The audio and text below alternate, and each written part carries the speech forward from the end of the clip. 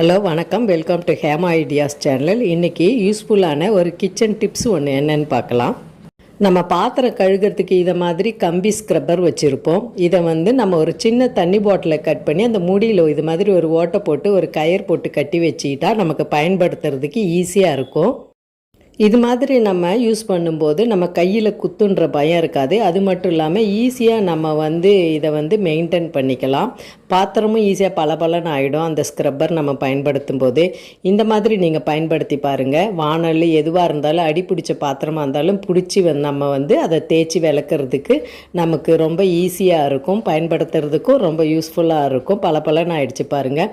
இதுக்கு நம்ம இந்த மாதிரி நூலோ இல்லை கம்பியோ எதனா ஒன்று கட்டிட்டா இதை ஹேங் பண்ணிடலாம். அந்த மாதிரி தொங்க விட்டு வைக்கும்போது அதில் இருக்கிற ஈரெல்லாம் வடிஞ்சு எப்பயும் ட்ரையாக இருக்கும்.